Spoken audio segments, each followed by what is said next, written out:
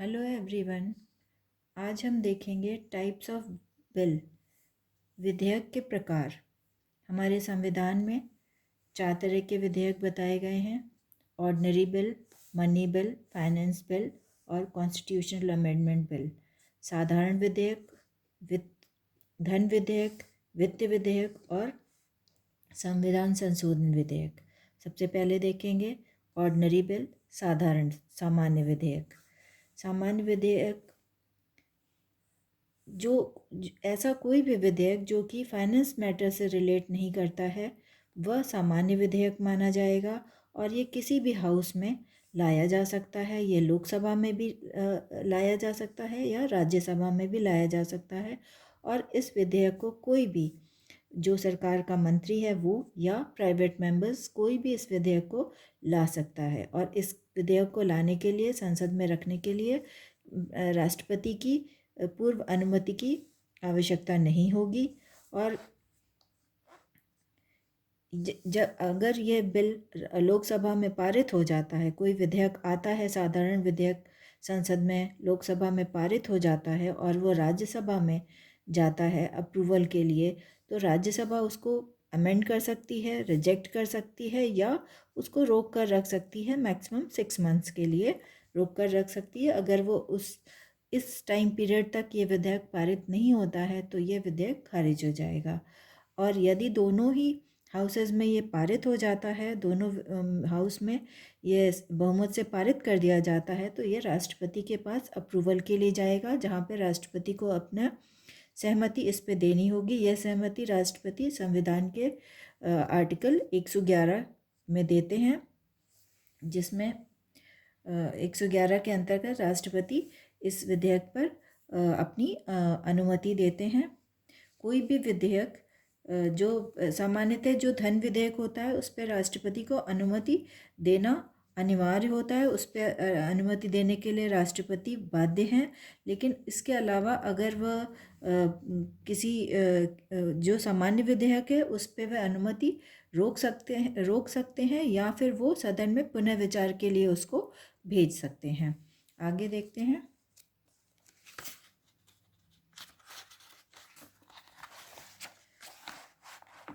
Joint session कब बुलाया जा सकता है?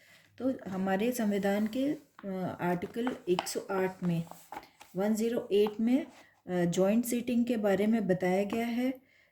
यदि किसी वजह से दोनों हाउसेज में विधेयक पास नहीं होता है तो राष्ट्रपति महोदय चाहे तो संयुक्त अधिवेशन बुला सकते हैं या जॉइंट सेशन बुला सकते हैं।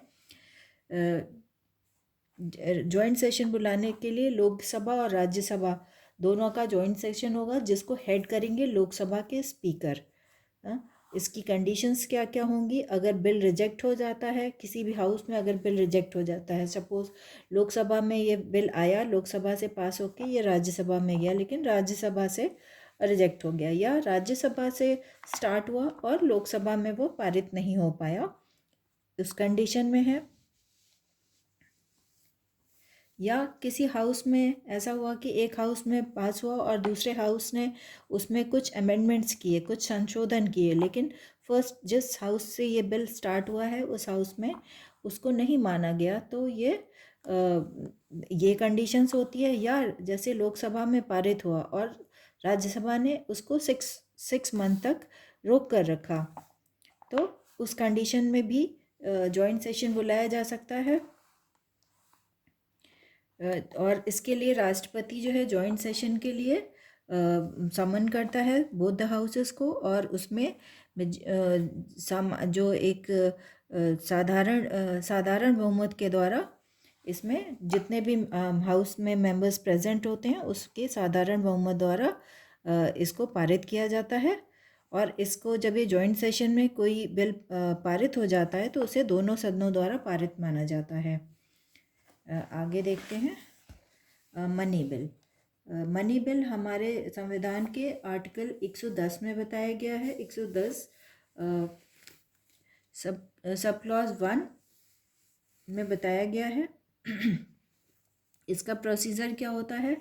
इसके प्रोसीजर को इसका प्रोसीजर ये है कि ये जो कोई भी जो मनी बिल होगा वो राज्यसभा में पारित नहीं किया जाएगा, वो हमेशा इंट्रोड्यूस होगा लोकसभा में। मनी बिल कभी भी राज्यसभा में नहीं लाया जाता है, ये हमेशा लोकसभा में ही रखा जाता है। और जो मनी बिल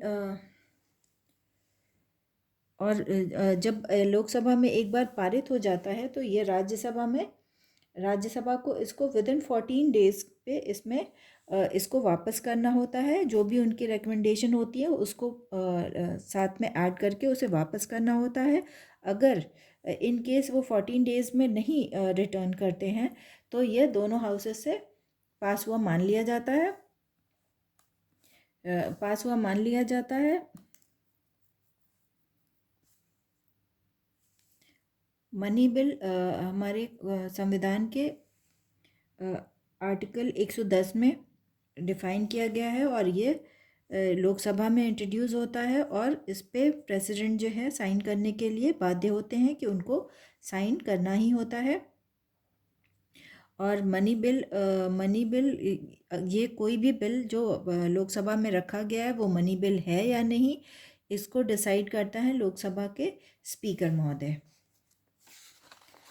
आगे है फाइनेंस बिल। ये भी लोकसभा में इंट्रोड्यूस किया जाता है। ये आर्टिकल 117(1) में बताया गया है। ये भी लोकसभा में इंट्रोड्यूस किया जाता है, लोकसभा में इंट्रोड्यूस किया जा सकता है। प्रेसिडेंट की रिकमेंडेशन ज़रूरी होती है इसको किसी भी हाउसेस में इंट्रोड्यूस करने के लिए, और इसको भी सिंपल मेजॉरिटी से पास किया जाता है। और इसको दोनों हाउसेस से पास किया जाएगा या जॉइंट सीटिंग, इसके लिए भी जॉइंट सीटिंग बुलाई जा सकती है। मनी बिल के लिए जॉइंट सेशन नहीं बुलाया जा सकता है, सिर्फ ऑर्डिनरी बिल और फाइनेंस बिल इनके लिए ही जॉइंट सेशन बुलाया जा सकता है। जो हमारा मनी बिल है उसके लिए जॉइंट सेशन नहीं बुलाया जा सकता है।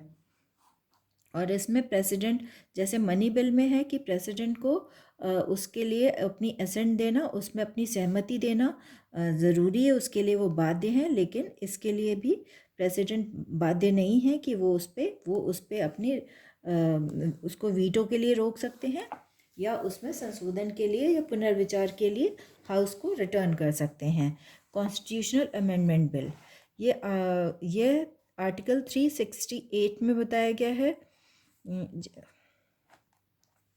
इसमें अगर कॉन्स्टिट्यूशन के कुछ प्रावधानों को मॉडिफाई करना है या उनमें कुछ चेंजेस लाने हैं, उसके लिए ये बिल लाया जा सकता है। ये भी किसी भी हाउसेस में लाया जा सकता है, लोकसभा में या राज्यसभा में। प्रेसिडेंट की रिकमेंडेशन की ज़रूरत नहीं है, ये किसी भी हाउस में लाया जा सकता है और सिंपल मेजॉरिटी से पारित किया जाता है।